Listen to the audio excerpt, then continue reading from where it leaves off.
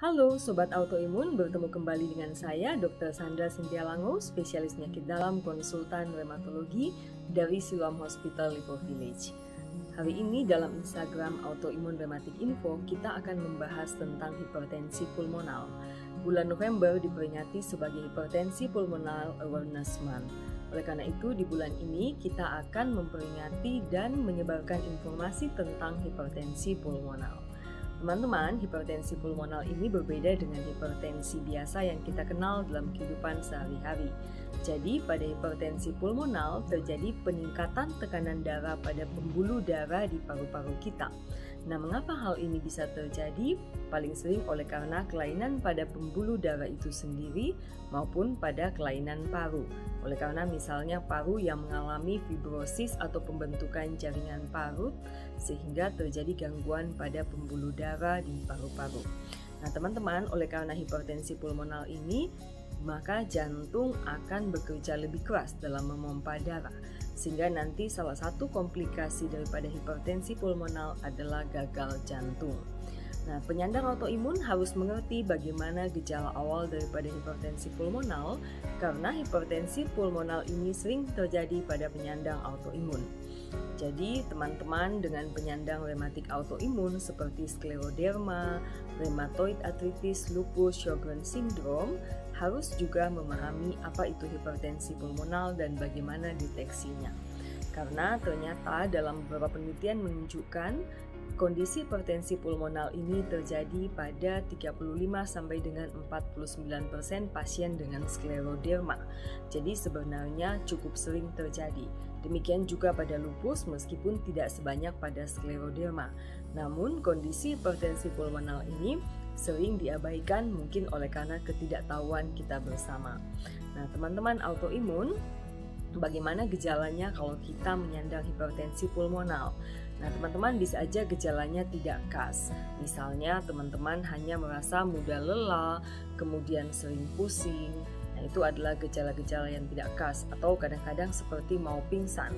Nah, ada gejala-gejala yang lain yang berhubungan dengan saluran pernapasan, misalnya sesak napas, kemudian rasa nyeri dada atau rasa tertekan di dada. Nah, kemudian bisa juga timbul gejala yang diakibatkan oleh karena komplikasi, misalnya batuk darah. Kemudian jika sudah terjadi suatu komplikasi gagal jantung, bisa aja kaki atau tungkai daripada teman-teman akan mengalami pembengkakan. Nah, memang kadang-kadang apabila hipertensi pulmonal masih dini atau masih awal, gejalanya tidak begitu jelas. Mungkin hanya merasa seperti cepat capek atau lelah saja. Nah, teman-teman, bagaimana dengan diagnosis hipertensi pulmonal? Nah, ternyata untuk diagnosis yang pasti daripada hipertensi pulmonal, ini kita bisa tegakkan dengan melalui kateterisasi jantung kanan. Nah, kalau memang kita belum bisa melakukan kateterisasi jantung kanan, maka minimal yang kita lakukan adalah ekokardiografi atau yang teman-teman kenal sebagai USG jantung. Nah, pemeriksaan ini akan membantu untuk menilai apakah teman-teman dicurigai menyandang hipertensi pulmonal atau tidak. Nah, jika kita sudah menegakkan suatu proses diagnosis, kita akan melakukan proses terapi.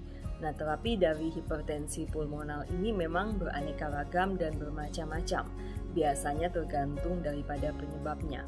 Nah, untuk teman-teman dengan hipertensi pulmonal pada penyakit rematik autoimun misalnya skleroderma, nah ada beberapa pilihan pengobatan yang biasa diberikan, misalnya fosfodiesterase inhibitor atau sildenafil, kemudian bisa diberikan prostacyclin, kemudian bisa juga diberikan antagonis reseptor daripada endotelin atau yang kita kenal dengan bosentan.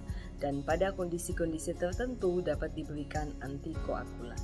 Nah, teman-teman sekalian, kita sudah tahu bersama bahwa ternyata hipertensi pulmonal ini cukup sering terjadi pada penyandang rematik autoimun, terutama untuk skleroderma. Sehingga pesannya buat teman-teman sekalian yang menyandang skleroderma, lupus, rheumatoid arthritis maupun Sjogren, apabila rheumatologis dari teman-teman sekalian menganjurkan untuk melakukan pemeriksaan atau check up jantung, maka kita harus mematuhi anjuran dan petunjuk dari dokter kita masing-masing. Ayo teman-teman sekalian, Untuk pasien skleroderma, pasien lupus, tahun ini apakah kita sudah melakukan check up jantung? Nah, rencanakan untuk check up jantung secara berkala untuk deteksi dini daripada hipertensi pulmonal.